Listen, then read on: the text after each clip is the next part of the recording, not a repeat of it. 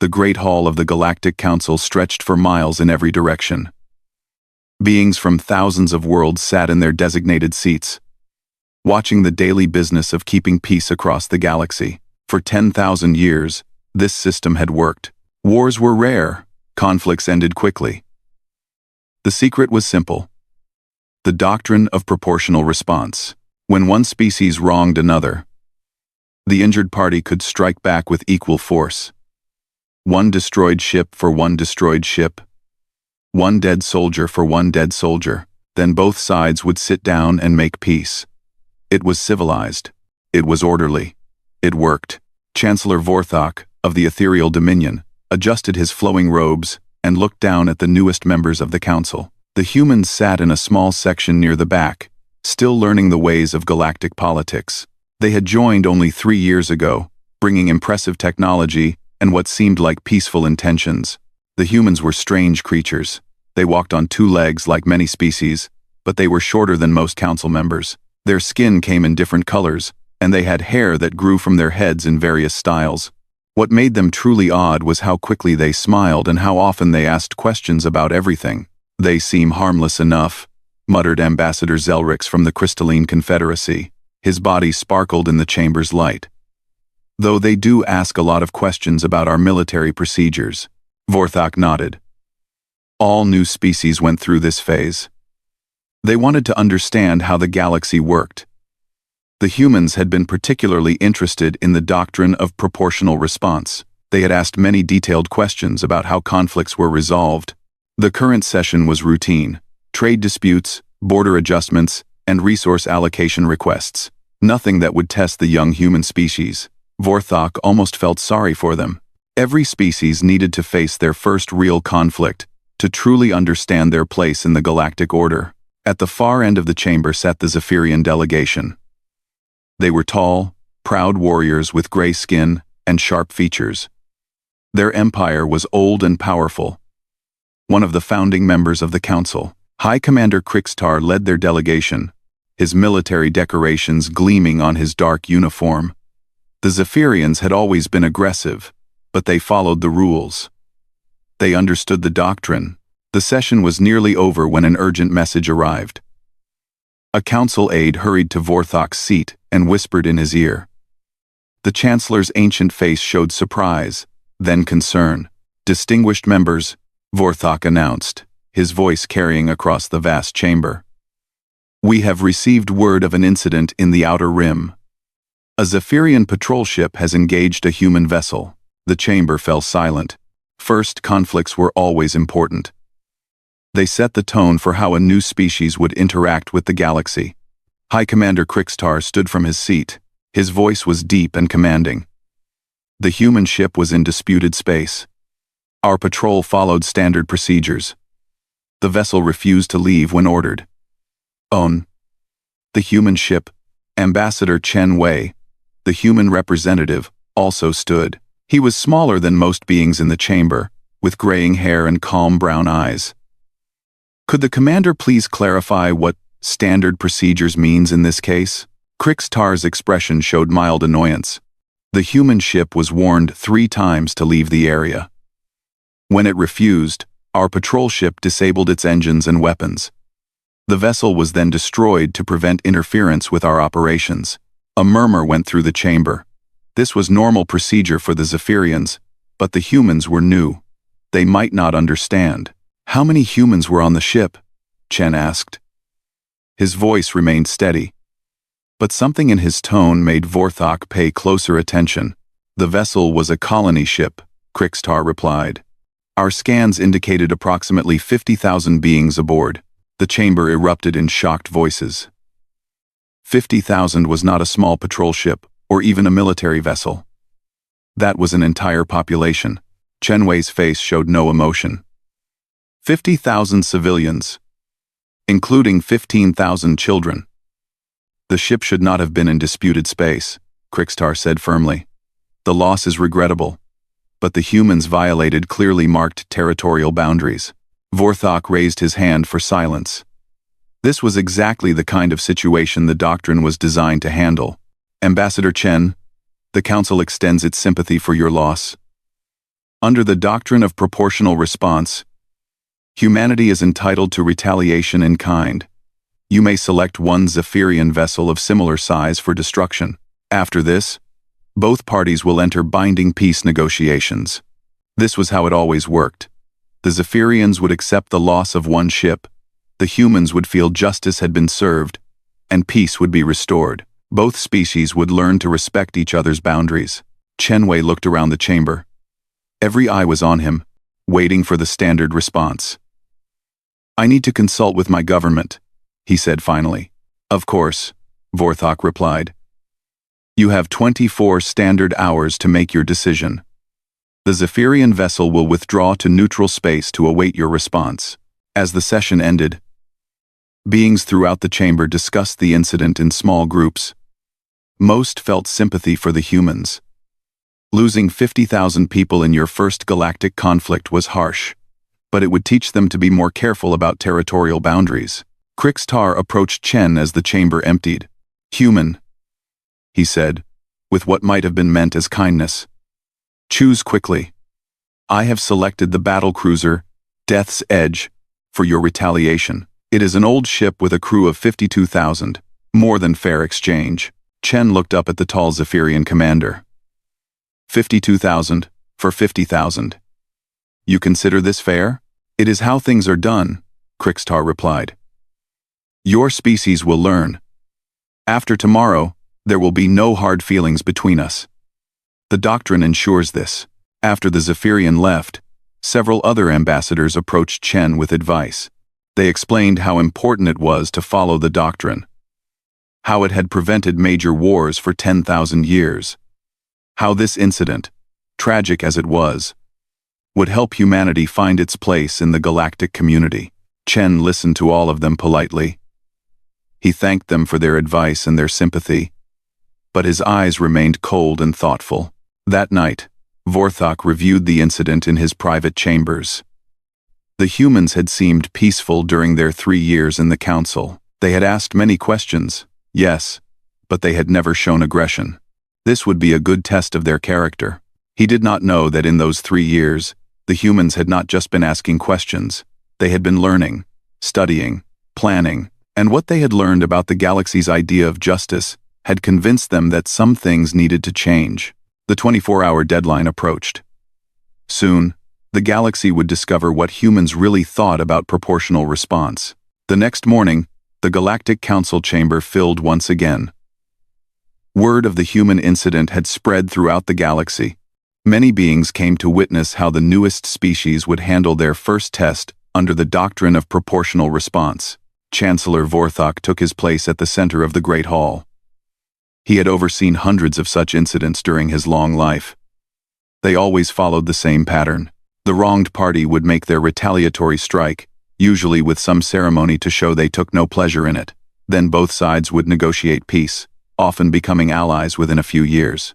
The Zephyrian delegation entered first.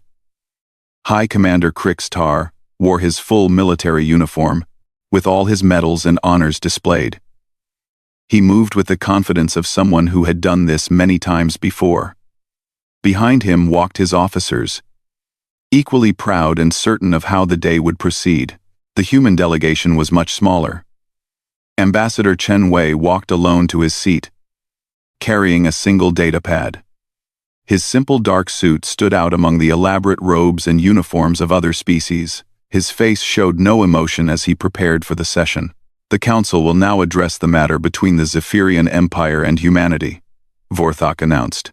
His voice echoed through the chamber.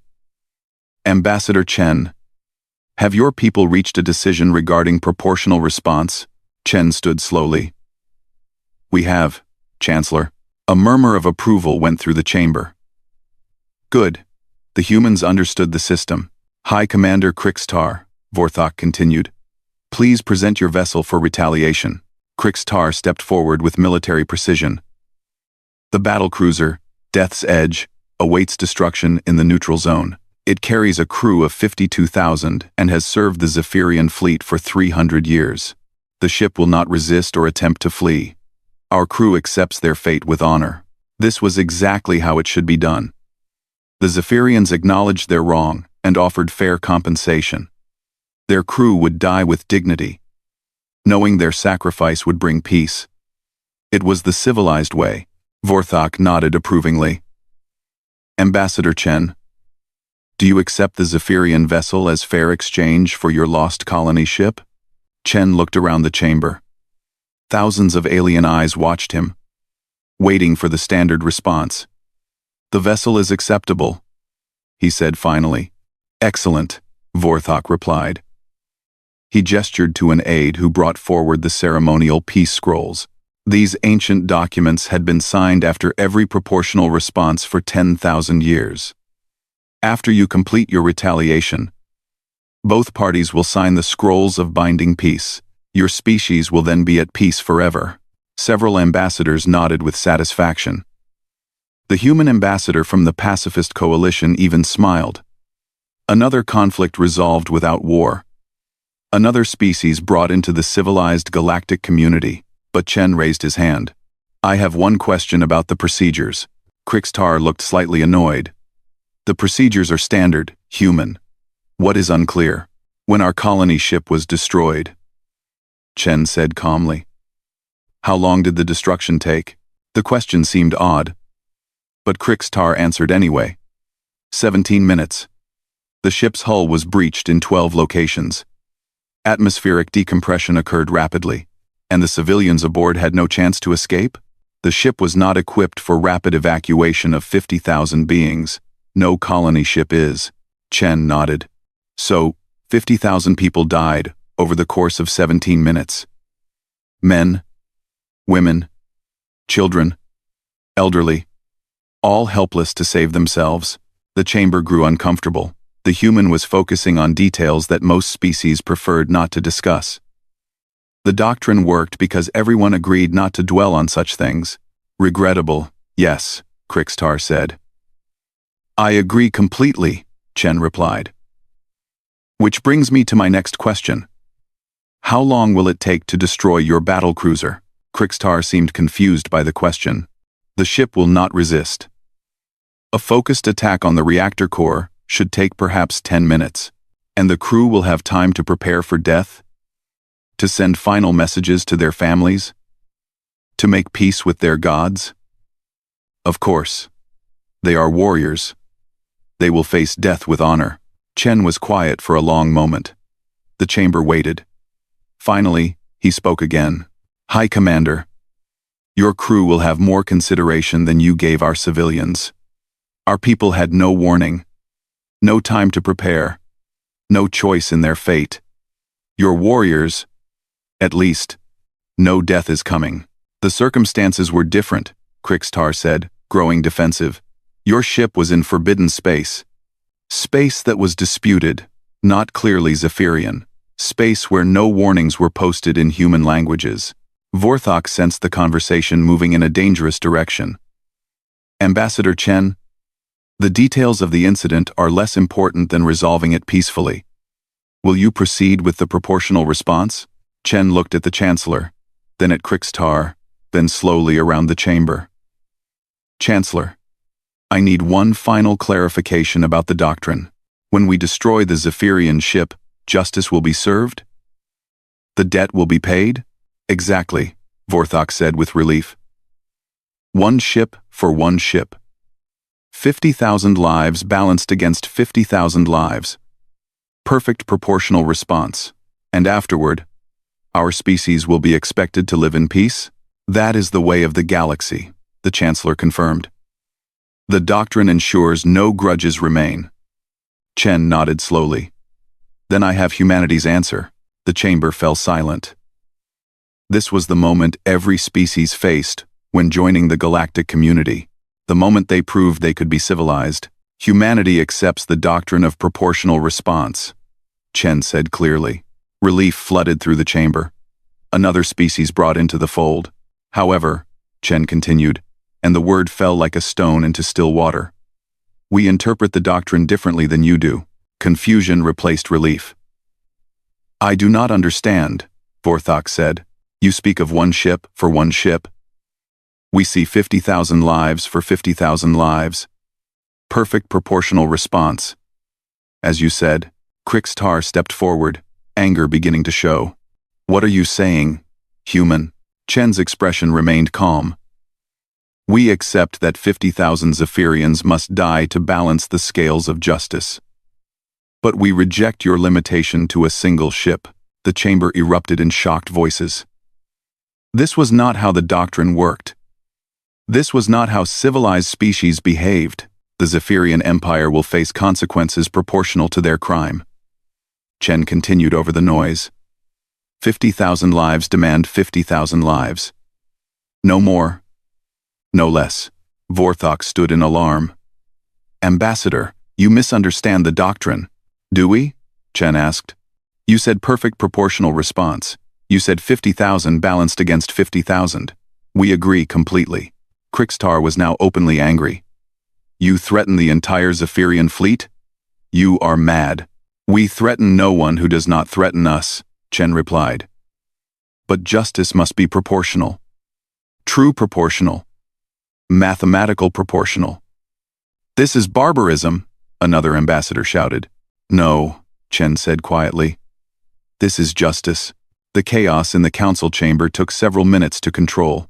Beings shouted in dozens of languages while Chancellor Vorthok called for order. Some ambassadors stood and pointed at the human delegation. Others activated their personal communicators to send urgent messages to their home worlds. Through it all, Ambassador Chen Wei sat calmly in his seat, waiting for the noise to die down. This is madness, declared Ambassador Zelrix, his crystalline body flashing angry colors. The doctrine has worked for 10,000 years. You cannot simply change it because you dislike the results. We are not changing anything, Chen replied when the chamber finally quieted. We are following the doctrine exactly as you described it. Proportional response. Life for life. High Commander Krixtar stepped forward, his face dark with anger. The Zephyrian Empire has 600 warships, human. Our military numbers over 12 million. Do you seriously believe your infant species can threaten us? Chen looked up at the tall commander without fear. High Commander, Admiral Morrison of the Human Defense Force asked me to give you his regards. He also wanted me to tell you that your border worlds now have 67 hours to evacuate their civilian populations. The chamber fell silent. The casual mention of human forces already in position sent a chill through every delegate present. What are you saying? Krixtar demanded. We will not harm civilians, Chen continued. Those who wish to leave your border worlds may do so safely. We will even provide escort ships to ensure their protection. But any military personnel who remain will share the fate you chose for our colonists. Vorthok's ancient hands shook as he gripped his ceremonial staff. Ambassador Chen, are you telling this council that human forces are already deployed in Zephyrian space? Not in their space? Chancellor. Near their space. In positions where they can reach military targets within hours of receiving orders. Impossible, Krixtar snarled. Our sensors would have detected any fleet movements. Our intelligence services monitor all human military activities. Chen smiled for the first time since entering the chamber. It was not a pleasant expression. High Commander, 3 days ago your intelligence services reported that the human fleet was conducting training exercises in the Sol system. Your reports were correct. Admiral Morrison was indeed training his crews. Then how? He was training them to operate ships they had never seen before. Ships purchased over the past 3 years from 17 different species, through 43 shell companies, using funds from trade agreements, your empire helped negotiate. The silence that followed was absolute. Every being in the chamber understood what this meant. While the galaxy had been teaching humanity about diplomacy and trade, the humans had been preparing for war. You planned this, whispered Ambassador Taylor from the Merchant Guild, her blue skin turning pale. From the moment you joined the council, you planned for this. We planned for many possibilities, Chen admitted. War was always the least desirable option. We hoped to never use these preparations. But you destroyed our colony ship, Krixtar protested. That was an accident of navigation. Was it? Chen asked quietly. High Commander, in the past 5 years, how many ships have accidentally entered disputed space around your borders? Several dozen perhaps. And how many of those ships were destroyed? Krixtar hesitated. Most were warned away. How many were destroyed, High Commander? 4. No, 5. And what species were those ships from? The Zephyrian commander's face showed growing unease. Various species, but they were all in forbidden areas. They were all from species without strong military forces, Chen corrected. Species you considered too weak to retaliate effectively. Our colony ship was the largest vessel you had destroyed, but it was not the first. Murmurs of shock went through the chamber. Several ambassadors began checking their own records of Zephyrian border incidents. You have been testing the doctrine, Chen continued, pushing boundaries to see what you could get away with. How many civilians could you kill before someone demanded real justice instead of symbolic justice? Vorthok found his voice. Even if this is true, the doctrine still applies. The proper response is one ship for one ship, followed by peace negotiations. The proper response, Chen said, standing slowly, is justice, real justice. The kind that ensures this never happens again. You speak of breaking 10,000 years of peace, another ambassador shouted. What peace? Chen asked. Peace for whom? Not for the civilians the Zephyrians have killed over the years. Not for the smaller species too weak to demand real proportional response. You call it peace because the killing has been small enough to ignore. High Commander Krixtar activated his communicator. This is madness. I am ordering the fleet to intercept any human ships in our territory. Your fleet is welcome to try, Chen said calmly. But High Commander, you should know that Admiral Morrison is not using human tactics. What do you mean? For 3 years, we studied every military engagement in galactic history. Every successful strategy. Every clever trick. Every innovative approach. We learned from all of you. Chen gestured around the chamber. The ethereal dominions phase shift attacks. The crystalline confederacy's resonance weapons. The merchant guild's economic warfare. We learned everything. You studied us, Vorthok said with growing horror. While we thought you were learning diplomacy, we were learning war. Chen finished. Because we understood something you did not. True peace cannot exist when justice is only symbolic. True peace requires that aggressive actions have consequences severe enough to prevent their repetition. You are talking about genocide, Krixtar shouted. No. Chen replied firmly. We are talking about exactly 50,000 military deaths. No more. No less. Perfect proportional response. We will count each life carefully, and after 50,000 deaths, you will stop? The debt will be paid, Chen confirmed. Unless, of course, your empire chooses to escalate. Each additional human death will require proportional response. The chamber erupted again. But this time the voices carried a different tone. Fear had replaced anger. You are threatening the entire galaxy, someone shouted. Chen shook his head. We threaten only those who threaten us. The Zephyrian Empire chose to test humanity's resolve. Now they will learn what that resolve looks like. He activated his own communicator. Admiral Morrison, you may begin Operation Justice. Remember, 50,000 lives. Count carefully. In the silence that followed, every being in the chamber could hear the faint response from the device. Understood, Ambassador. Beginning proportional response. Chancellor Vorthok stared at the human ambassador in shock. What have you done? We have shown the galaxy what proportional response really means, Chen replied. Perhaps after today, aggressive species will think twice before destroying civilian ships. High Commander Krixtar ran from the chamber, shouting orders into his communicator. But his voice carried the edge of panic. The galaxy was about to learn that humanity had a very different idea of what civilization meant. And that idea involved ensuring that justice was never again just symbolic. The first reports reached the Galactic Council within an hour. High Commander Krixtar burst back into the chamber. His proud uniform wrinkled and his face pale with shock. They are everywhere, he gasped. Human ships appeared simultaneously in 7 systems. Our border defense grid is gone.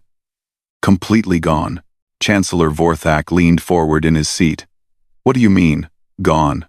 Destroyed? Disabled? Captured? In less than 30 minutes, the humans eliminated every military installation on our border. But they did something else. Ambassador Chen remained in his seat, watching the Zephyrian commander with calm interest. Please, High Commander, share with the Council what Admiral Morrison did. He left messages, Krixtar said, his voice barely a whisper. At every installation, broadcasting the names of every human who died on the New Horizon. All 50,000 names. A chill went through the chamber. Personal names made the dead real. Made them individual people instead of statistics. The broadcasts continue every 6 minutes. Krixtar continued. Each message starts with a count. 2,000. 418 Zephyrian military personnel are dead. 47,000. 582 human lives remain to be balanced. Ambassador Zelrix's crystalline form flickered with nervous energy. This is psychological warfare. It violates the accepted rules of engagement.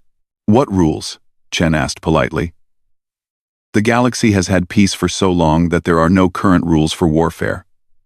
We had to write our own. On the great displays around the chamber, emergency broadcasts began showing the scope of the human attack. Ships that no one had known existed moved with precise coordination through Zephyrian space. Some were clearly modified merchant vessels. Others were sleek warships of unknown design. A few appeared to be entirely new classes of spacecraft. Where did all these ships come from? Demanded Ambassador Taylor. Trade agreements, Chen replied. Your species were very helpful in teaching us about galactic commerce. We purchased decommissioned military vessels from dozens of worlds, supposedly for scrap metal. We hired engineering consultants from every major shipbuilding species. We bought navigation charts, technical manuals, and detailed surveys of Zephyrian space. Vorthok's voice was weak with realization. You used our own openness against us. We used your assumptions against you. Chen corrected. You assumed that because we seemed peaceful, we were helpless. You assumed that because we asked many questions, we were simply curious. You never considered that we might be planning. The displays showed the next phase of the human attack. Zephyrian patrol fleets rushed toward the border, expecting to find human ships waiting for battle. Instead, they found empty space and automated beacons, broadcasting surrender instructions. Your forces are chasing ghosts, Chen observed, watching the tactical displays. Admiral Morrison studied your response patterns. He knows exactly how your commanders think. This is impossible, Krixtar snarled. Our fleet has centuries of experience. Our commanders are trained in dozens of combat scenarios, against enemies who fight the way you expect them to fight, Chen agreed. But Admiral Morrison is not using standard tactics. He is using Zephyrian tactics, ethereal tactics, crystalline tactics, and several approaches we developed ourselves. The truth of this became clear as the reports continued. Human ships had used ethereal phase-shifting technology to appear inside Zephyrian formations. They employed crystalline resonance weapons to disable entire squadrons without destroying them. Most disturbing of all, they demonstrated perfect knowledge of Zephyrian military codes, patrol routes, and defensive strategies. You have been watching us for years, Krixtar said with growing horror. 3 years, 2 months, and 16 days, Chen confirmed. Since the moment we joined the Council, we believed in peace, High Commander. But we prepared for war. The displays showed the most shocking development yet. Human forces had bypassed the main Zephyrian fleet entirely. While Krixtar's ships searched the border regions, human vessels appeared deep in Zephyrian space, striking military academies, training facilities, and support installations. They are not fighting our fleet, Krixtar realized. They are destroying our military infrastructure. War is not about glorious battles, Chen said quietly. It is about achieving objectives. Our objective is 50,000 military deaths. The fastest way to achieve this is to strike at locations where military personnel are concentrated and cannot easily escape. The chamber watched in stunned silence as human ships systematically disabled Zephyrian military facilities. The attacks were precise, focused only on military targets. Civilian areas were carefully avoided, but within the military zones, the destruction was absolute. Current count, Chen announced, reading from his datapad. 31,743 confirmed military casualties. 18,257 human lives remain to be balanced. You are counting them, whispered Ambassador Veltor from the Pacifist Coalition. You are actually counting individual lives. Justice must be precise, Chen replied. We will not take one life more than we are owed. Desperate messages began arriving from other council members. Species with territories near Zephyrian space reported human ships passing through their regions without stopping or communicating. The ships moved with purpose, heading toward specific targets with knowledge that should have been impossible for outsiders to possess. How do they know where to go? Krixtar demanded. Our military installations are classified. Their locations are state secrets. Chen's expression showed the faintest hint of satisfaction. High Commander, over the past 3 years, how many diplomatic visits have Zephyrian officials made to other council worlds? Dozens. But what does that, and how many times did those officials discuss military matters with their hosts? Compare fleet strengths, boast about new weapons, share stories of training exercises? The chamber fell silent as the implication sank in. The galaxy's open, diplomatic culture had become a weakness. Information shared freely among allies had been carefully collected and analyzed by human intelligence services. You have been preparing to fight all of us, Vorthok said with dawning horror. We prepared to defend ourselves against all of you, Chen corrected. There is a difference. The displays showed the final phase of the human operation. Admiral Morrison's ships had cornered the main Zephyrian fleet in their home system, but instead of attacking, the human vessels simply waited in formation, broadcasting their surrender demands. Attention Zephyrian forces, Admiral Morrison's voice echoed through the chamber. You have 2 choices. Surrender your military personnel for processing, or watch us complete our count using your civilian population centers as targets. No, Krixtar shouted. You said you would not harm civilians. We will not, Chen assured him. But we need 18,000 more military deaths to complete proportional response.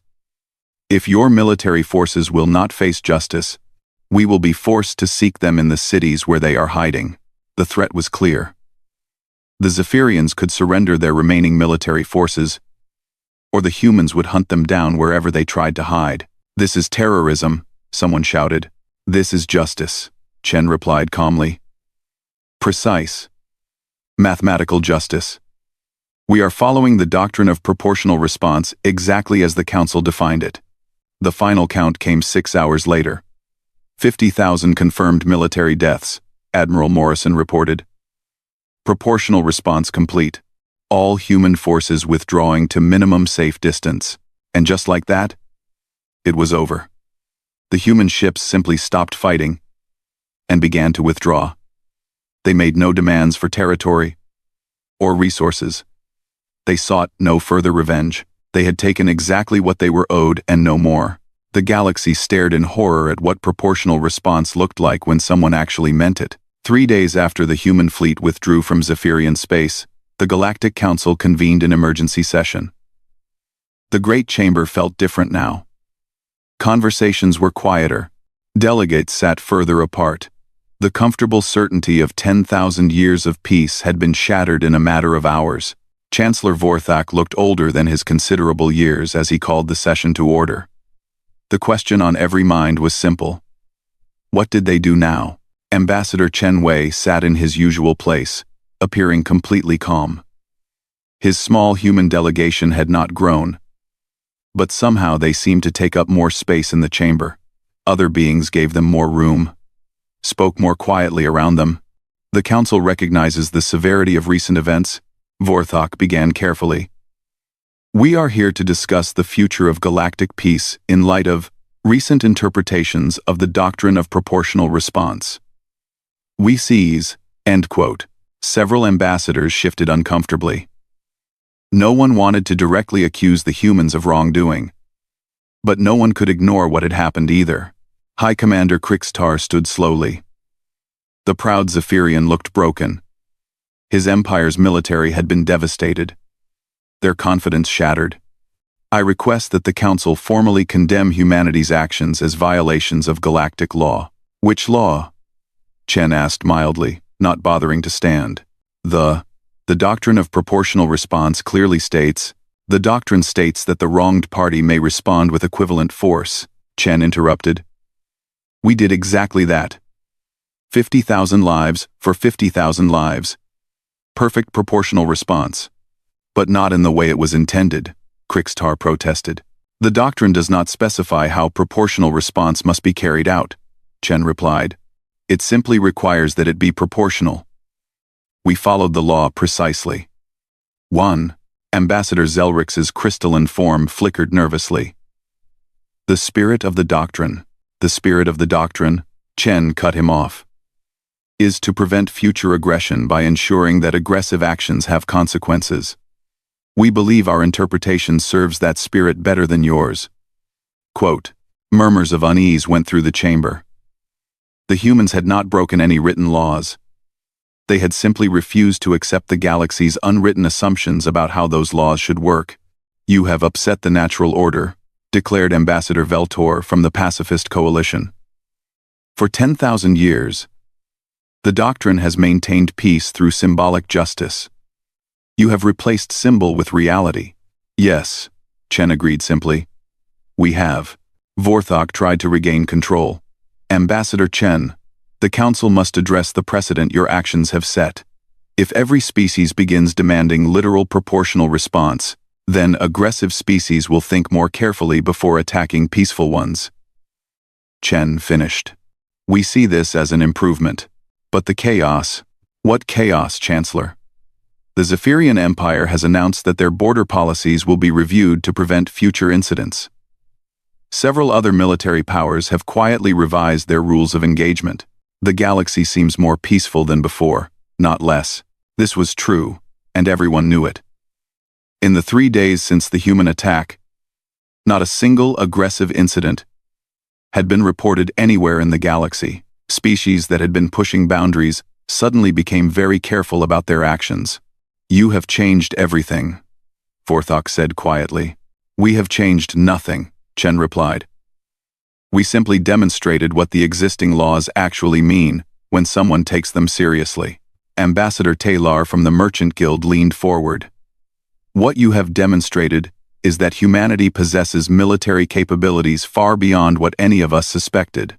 The real question is, what do you intend to do with those capabilities? The chamber fell silent. This was the question that had haunted every delegate for 3 days. If humans could do this to the Zephyrian Empire, what could they do to anyone else?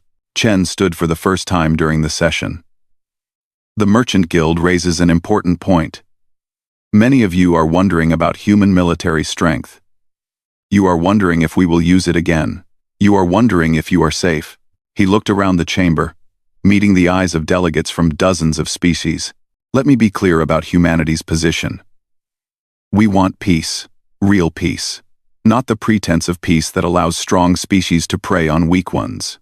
Not the illusion of peace that treats murder as a diplomatic inconvenience to be resolved with symbolic gestures. What kind of peace do you want? Vorthok asked. The kind of peace that exists when everyone understands that actions have real consequences. When aggressive species know that their victims will have allies willing to demand true justice. When the strong protect the weak not out of charity, but because failing to do so brings swift and certain punishment. Ambassador Chen activated his datapad. Over the past 3 years, we have documented 17 incidents where the doctrine of proportional response was used to cover up what should have been called murder. Weak species lost ships, lives, and territory to strong ones, then were told to be satisfied with symbolic retaliation. He gestured to the display screens around the chamber. We are prepared to share this information with every member of the Council. You will see exactly how your peaceful galaxy has allowed systematic predation in the name of diplomacy. The screens filled with data, ship names, casualty counts, Incident reports. The evidence was overwhelming and damning. You have been watching all of us, whispered Ambassador Felnox from the Outer Rim territories. Yes, Chen confirmed. Because we learned very quickly that this galaxy is not as peaceful as it pretends to be. The doctrine of proportional response has been used as a shield by aggressive species and a chain on their victims. What do you propose? Vorthok asked wearily. Nothing, Chen replied. And the simplicity of the answer shocked everyone. We propose nothing. We demand nothing. We will simply continue to follow the doctrine of proportional response as we interpret it. And how do we interpret it? High Commander Krixtar asked bitterly. Life for life. Death for death. Justice measured precisely. Not symbolically. Chen's voice carried absolute certainty. If any species attacks human interests, they will face consequences proportional to their actions. If any species attacks our allies, they will face the same consequences. If any species chooses aggression over diplomacy, they will learn what true proportional response means. You are threatening the entire galaxy, someone shouted. No, Chen said calmly. We are promising the entire galaxy. Promising that aggressive actions will have real consequences. Promising that the weak will have protection. Promising that peace will be maintained through strength, not wishful thinking. He looked directly at Vorthok. Chancellor, you asked what we want. We want peace. Real peace. The kind that exists when everyone understands that some actions are simply too costly to risk. Vorthok stared at the human ambassador for a long moment. And if we refuse to accept this new interpretation? Chen's expression did not change. That is your choice, Chancellor. But understand that humanity will continue to follow our interpretation, regardless of what others choose. We are not asking for permission to defend ourselves and our allies. The session ended in uncomfortable silence. The galaxy's rulers had watched in horror as humans chose vengeance over peace, only to discover that humans had a very different definition of both vengeance and peace. In the days that followed, incident reports dropped to near zero. Species that had been pushing boundaries suddenly found ways to resolve disputes through negotiation. The strong became remarkably careful about how they treated the weak. The galaxy was more peaceful than it had been in centuries, but it was peace built on the understanding that some species would no longer accept symbolic justice as a substitute for real consequences. Humanity had not destroyed the old order. They had simply shown what the old order looked like when someone actually enforced it, and in doing so, they had created something the galaxy had never truly known. Peace through strength, rather than peace through willful blindness to ongoing injustice. The doctrine of proportional response remained unchanged, but now everyone understood what it really meant when someone truly believed in proportional response. The galaxy's rulers had learned a hard lesson. Sometimes the most dangerous thing you can do is teach someone your own rules.